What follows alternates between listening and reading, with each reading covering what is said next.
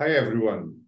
Good morning, good afternoon, good evening. Welcome to this third Survivors webinar. We're very pleased to have you here.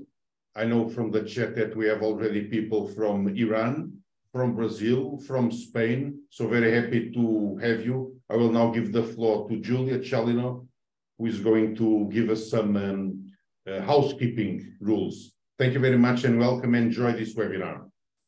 Good morning. Thanks, Joe, for the introduction.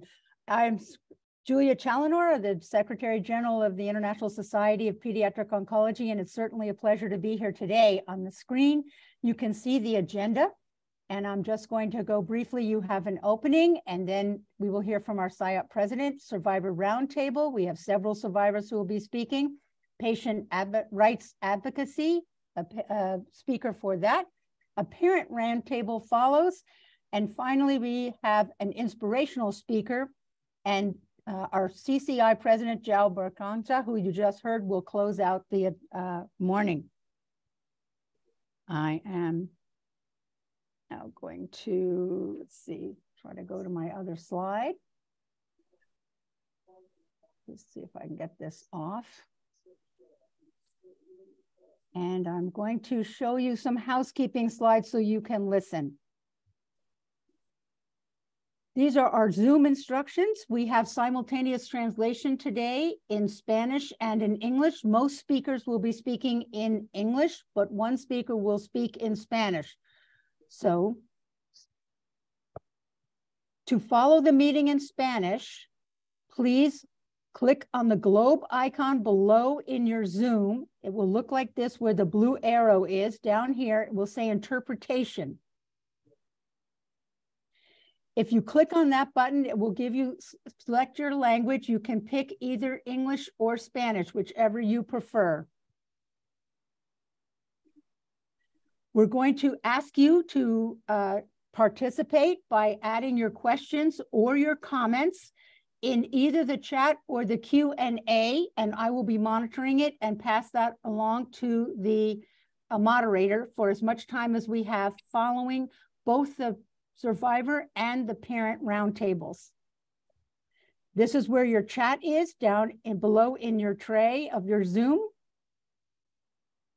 Here, you can click on here and type. You will see send to all panelists. Here's the Q&A. Here, people may be able actually to write you an answer in case we don't have a chance to answer your question on screen. If you have a question we can't answer, and we will try to write to you that we don't know the answer, but we will try to get back to you later if you give us your email. If you're on your phone, you will see something similar. You'll see chat and Q&A in your tray. And that's the end of the housekeeping. And I'm going to stop sharing. And I'm going to turn the microphone over to Guillermo Chantada, who is the president of the International Society of Pediatric Oncology, to welcome you. Over to you, Guillermo. Thank you very much, Julia. I would like to thank you and CCI for the invitation to open this session on behalf of SIOP.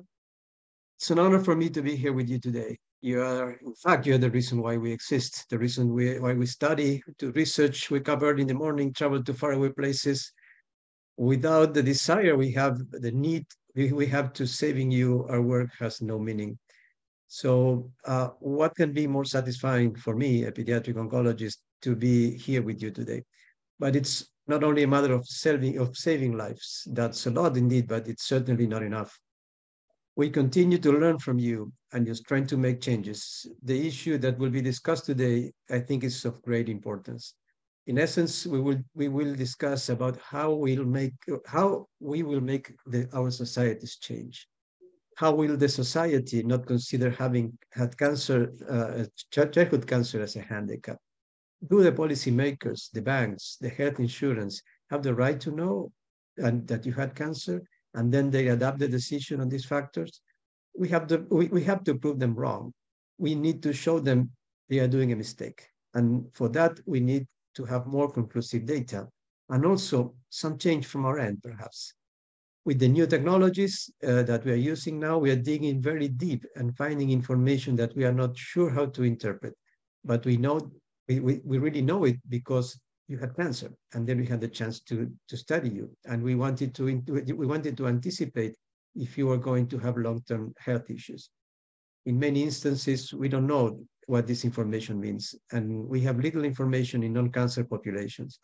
Are we being too meticulous to the potential health risk that you face? How strong is the evidence we have now? How it differs from others that have not had cancer? We definitely need more data. A lot of this will be discussed today, and I am sure we will learn a lot from each other about the right to be forgotten by the many now adults or adolescents that have survived childhood cancer. While we strive for the right to be forgotten, we sadly still struggle for the right to be remembered of those who live in countries where they have more limited chances to survive. And also, we stand here with those that we can't forget, the children where they lost. So let me introduce now Carl Queiroz. Carl is the Executive Director of CCI, passionate about the cause of childhood cancer. Carl has over 23 years of experience in the nonprofit sectors, including his involvement in childhood cancer for over 7 years. He was the CEO of CHOC, the Childhood Cancer Foundation from South Africa, before becoming the Global Executive Director for CCI. So over to you, Carl.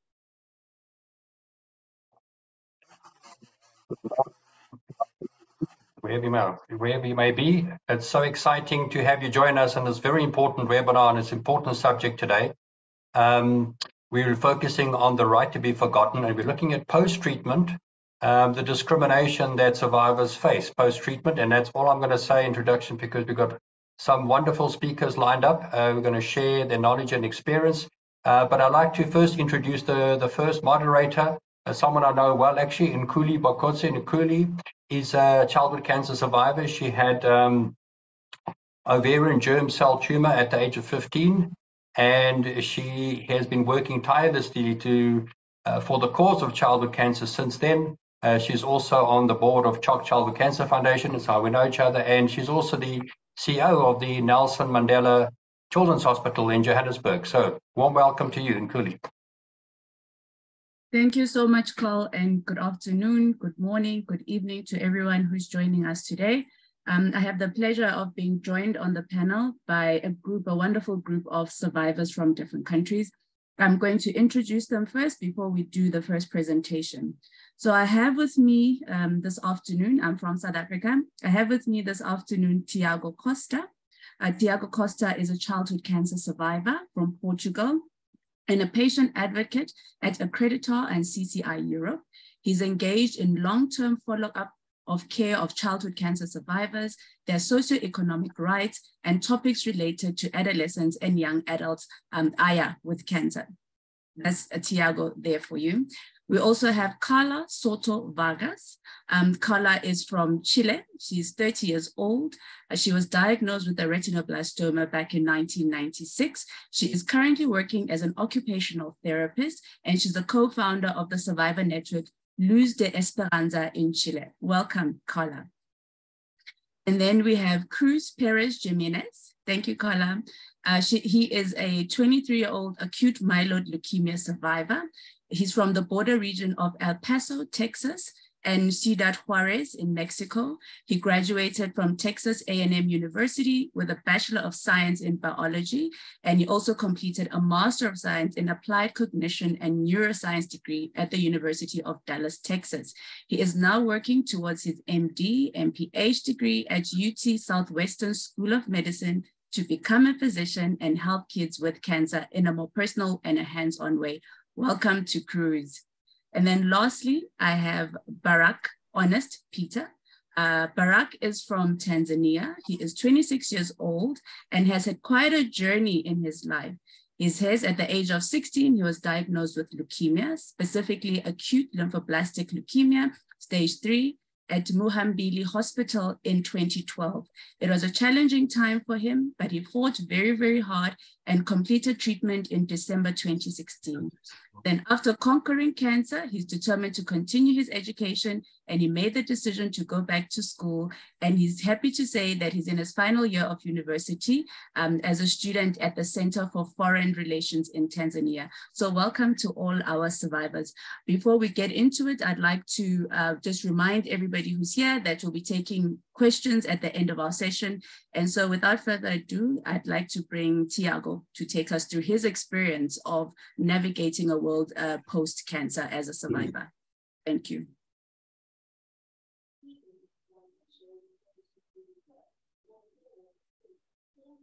Tiago, you can share your screen. Thank you. Yes. Hello, everybody. I'm very grateful to be here with all of you. Just going to share my screen.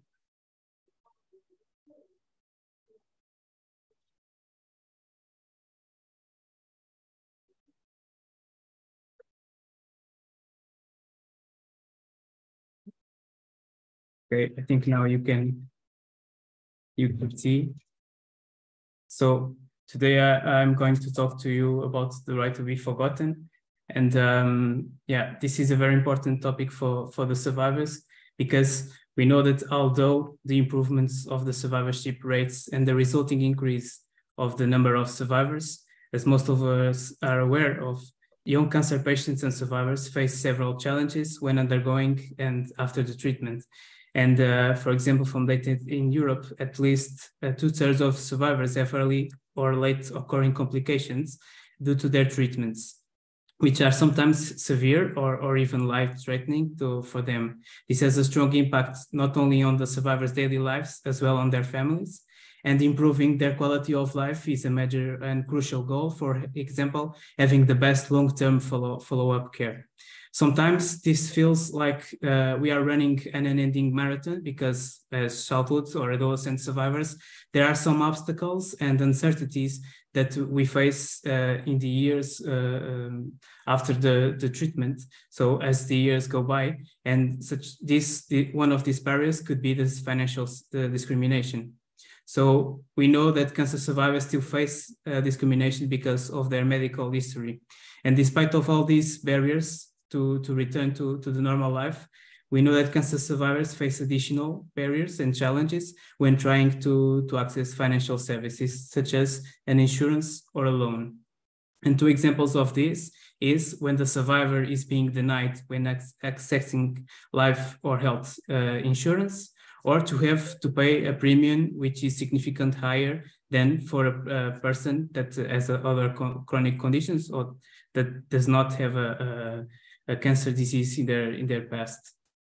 So why is the right to be forgotten so important? Firstly, to provide legal rights for long-term cancer survivors not to disclose to financial entities that they had been previously diagnosed with cancer. Secondly, all young cancer survivors should have the opportunity to access a fair insurance contract. And finally, so that the financial services institutions can inform these former patients and consumers of their rights. We can give you an example that some legislations are already implemented in some European countries, and that's young adults whose cancer diagnosis occur before the age of 18 or 21, depending on the country. Their medical history would be forgotten 5 years after the end of the treatment. So they are able after this time to go and to make, for example, a loan or to apply for an insurance, life or health insurance, for example. And then we have with these legislations that are already implemented in 6 European countries, we have also a challenge, because although this implementation is already done, and other countries are trying and are very close to do it, there are still some concerns regarding the law regulation, and the adopted legislative may vary depending on the implementing country. So the legislation is not equal in every country that has now this right to be forgotten law. And then we have also the difficulty in knowing how many survivors have already taken advantage of this law, because these child or adolescent patients are now young adults or adult survivors, and we may lose their track in the while, or it may be difficult for them to share their story, to do this storytelling, to do this patient advocacy, and to give their testimony with the help, for example, for patient organizations. But because we are stronger and we are working together, this is a topic that Young Cancer Survivors are working in Europe, in several entities and in projects, as you can see here in the European Network of Cancer Survivors. And with this, what we want in terms of the right to be forgotten is to increase our patient advocacy work, to increase the cooperation and dialogue between the patients and the policymakers, to set some recommendations to the national legislations, to raise awareness, for example, in this case, for the new legislation, tackling the discrimination for cancer survivors in accessing financial services. Thank you. Thank you so much. Thank you so much, Tiago. I'd like to bring on Carla. Buenos dias, Carla, if she can just give us her experience from Chile. Thank you.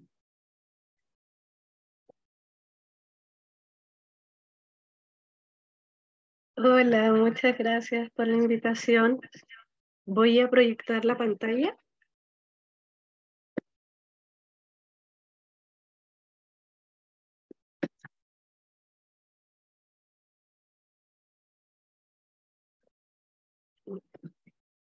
Bueno, por parte de mía como sobreviviente y en representación de los sobrevivientes desde Latinoamérica, yo quiero plantear el hecho de que hay muchos desafíos, muchas barreras que nos limitan bastante el poder llevar a cabo un olvido del cáncer, y nosotros a diario nos recordamos.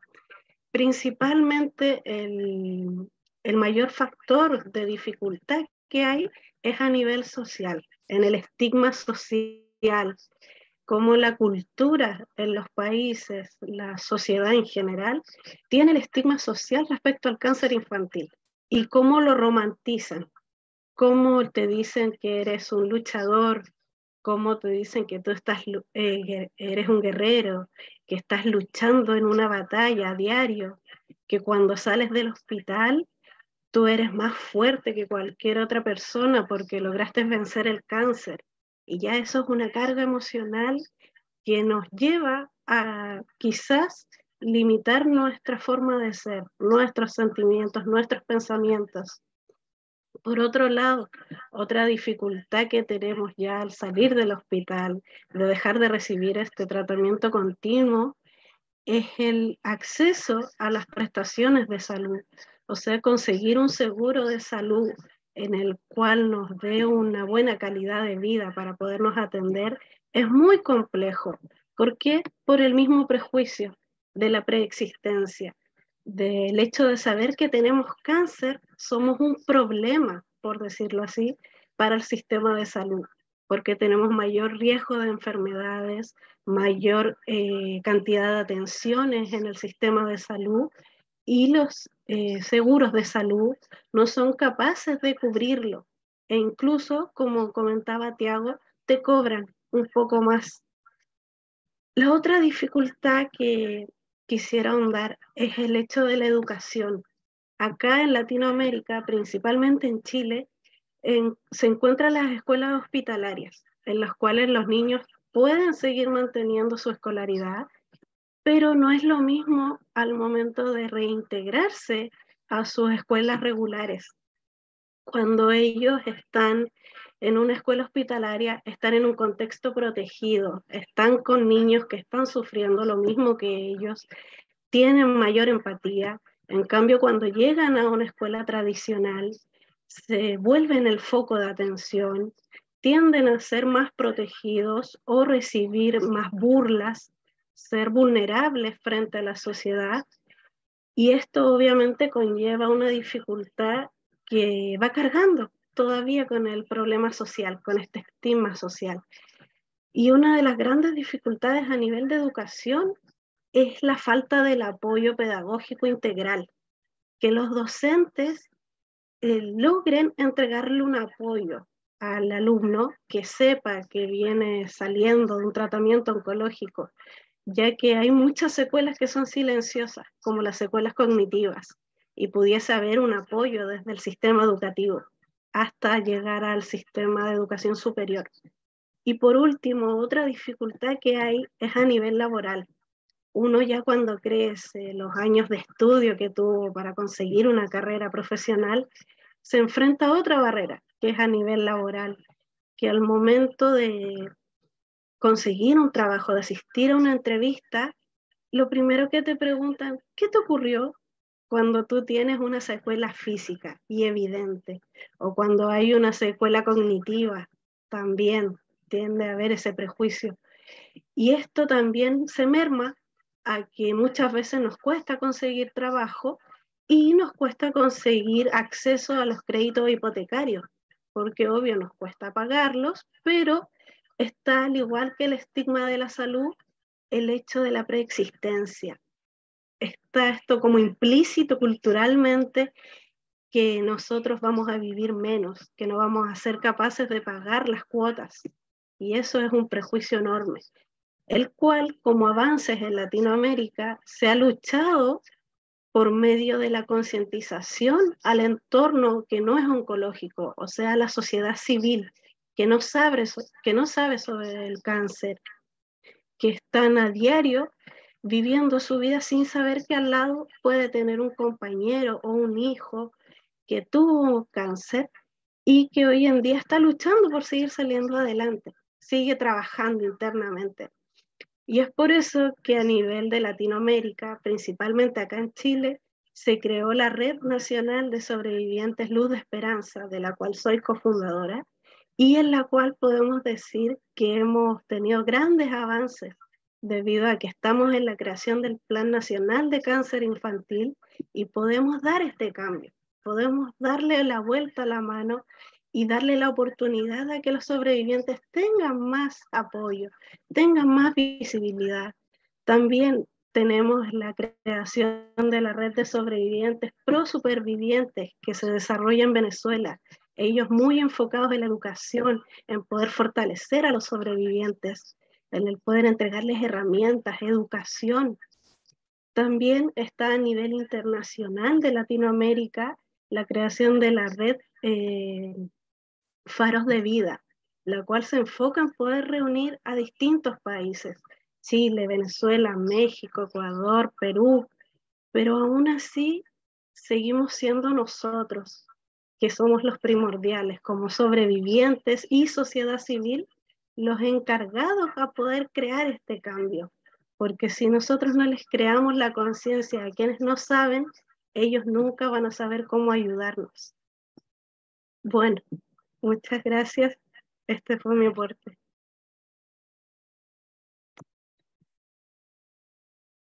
Sure. Muchas gracias, Carla. Thank you very, very much. I think both Carla and Tiago have really shared some of the difficulties that are faced by survivors in terms of accessing health insurance, but it also shows some of the similarities, doesn't matter which part of the world that you're in, that cancer survivors face in terms of accessing insurance and just going about their daily lives. So I'd like to bring now Cruz from the US, if he could give us a little bit about his experience around being forgotten and in the United States, and what are some of the things that they have done to try and assist and support survivors. So if you can come on, thank you, Cruz. Thank you, Julie. I'm Cruz, and I was born in the border region of El Paso, Texas, and I was also raised in Ciudad Juarez. And so, you know, being a U.S. citizen, I was lucky enough to be able to come to the U.S. and get the care that I needed. And at the time, Medicaid was able to cover children with life-threatening illnesses, although it didn't cover everything that came after the fact. And so myself, I'm a hearing impaired individual. And so after I went through everything with cancer, I still had to deal with my hearing impairment. And whenever I had to get insurance or, try to get support to pay for my hearing aids, it wasn't there, or I didn't know about it. And so it's not just the case for me, but for a lot of people in the United States. Whenever you have something that, some kind of chronic condition, then your health insurance is going to be higher. Or if you have some form of insurance that's state supported or federal government funded, then it may not be enough to cover you. And I'm also, in terms of educational support, I didn't even know what disability services were until I was in college. And so all throughout high school, I had to figure it out by myself. And, I learned to read lips and to improve myself, academically. And, it was just mind blowing to me that I didn't know what disability services were at all. And so it's also something that needs to be reinforced. Overall, I would say that what needs to improve is everything that goes after the fact. We focus so much on saving lives, but we don't focus on whatever happens afterwards and everything that goes with that. And so that's my experience. Yeah, thank you so much, Chris. I mean, and you mentioned an important point of, we want to get through the cancer, but once you have survived cancer, there is life after cancer. And how do you navigate that as a survivor? Thank you for sharing with us. I'd like to just give Baraka Peter an opportunity now to give us the African perspective and what is his experience in Tanzania post-cancer and just navigating that space of adulthood as a cancer survivor. Thank you, Peter. Okay. My name is Baraka Peter, and I am a survivor from Tanzania. I was suffer with leukemia, ALL, stage B, and now I can share some experience which faced in my country, Tanzania, and I thought this will be in all over the Africa continent because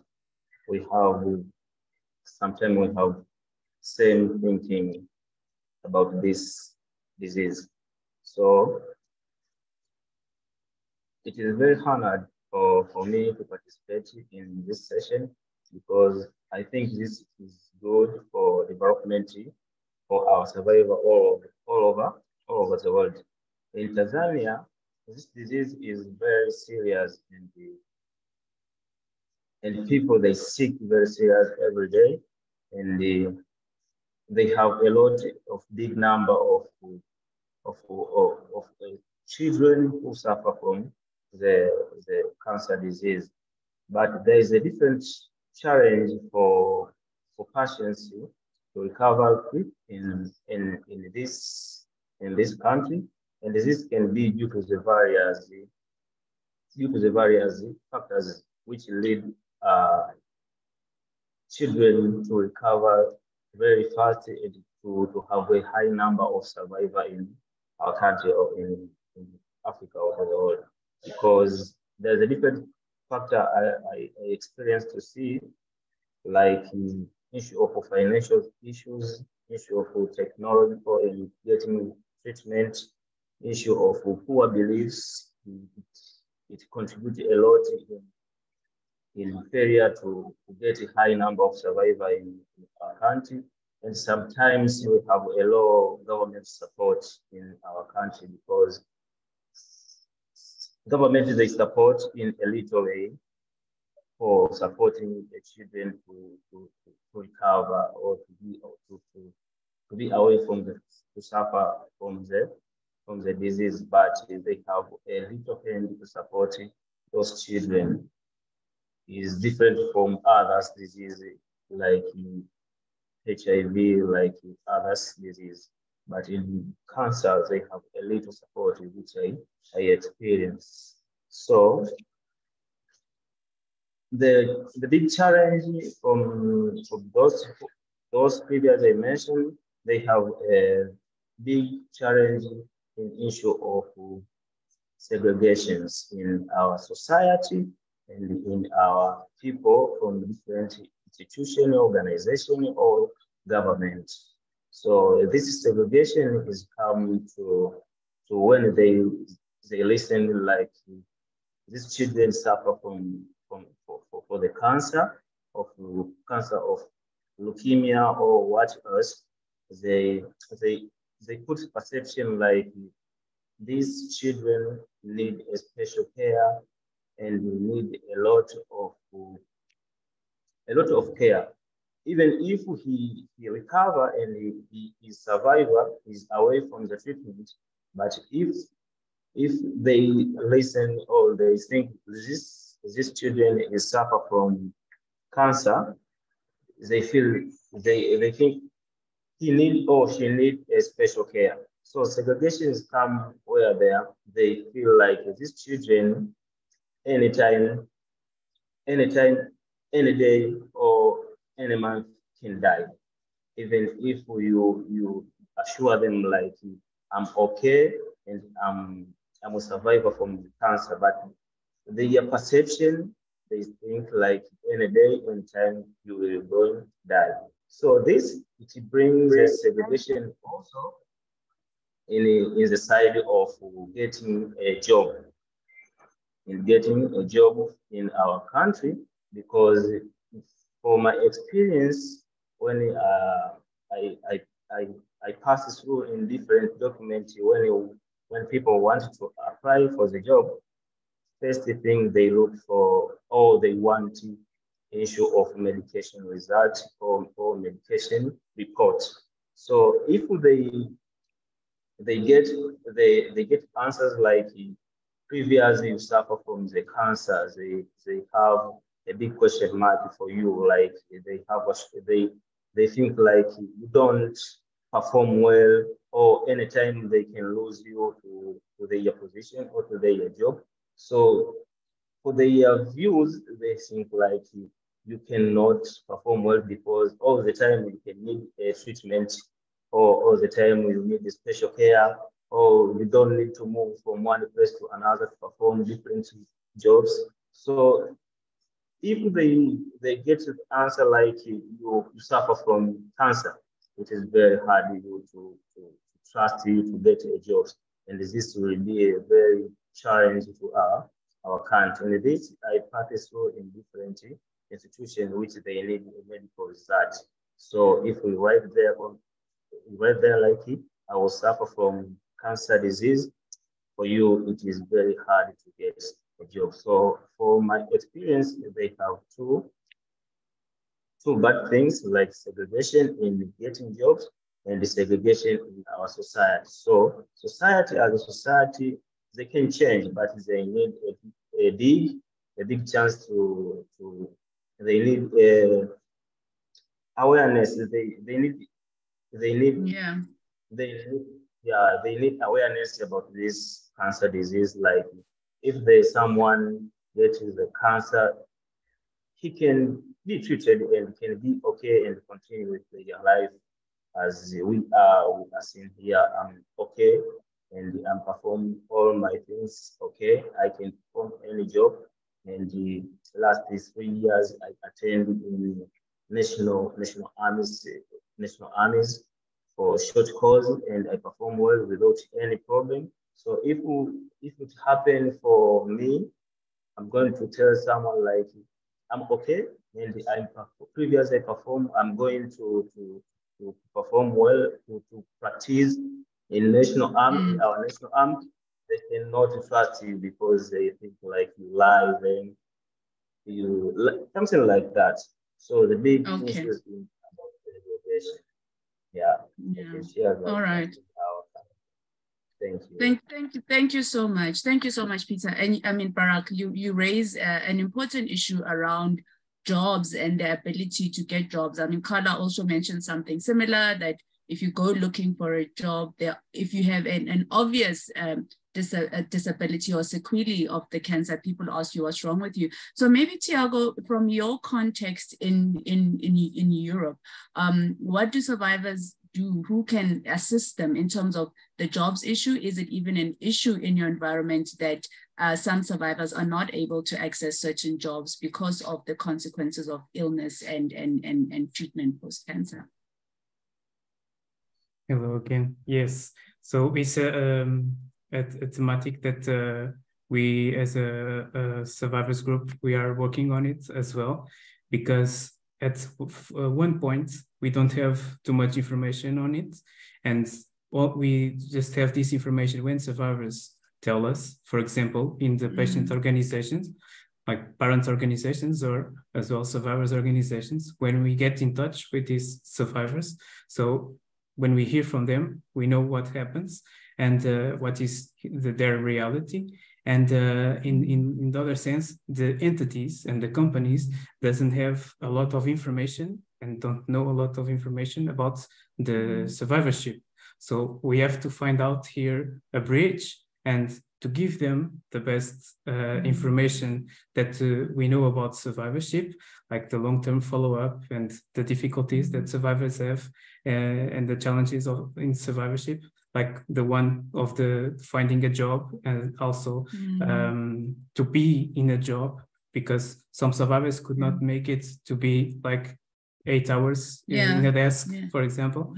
So I think we have to make a connection, and the information is essential in both sides. The survivors has to be informed, and the companies and also the employers have to be available. And so we are working on some materials as well. So yeah, I hope that this would be great for the survivors. Yeah.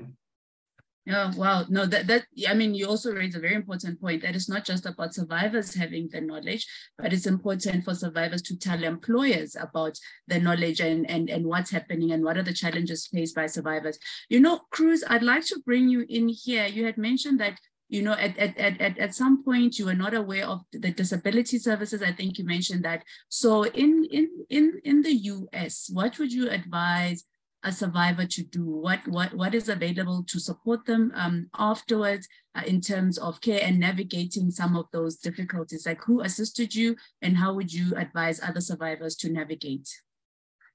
Yeah, thank you for the question. I was very lucky to have this support from my hospital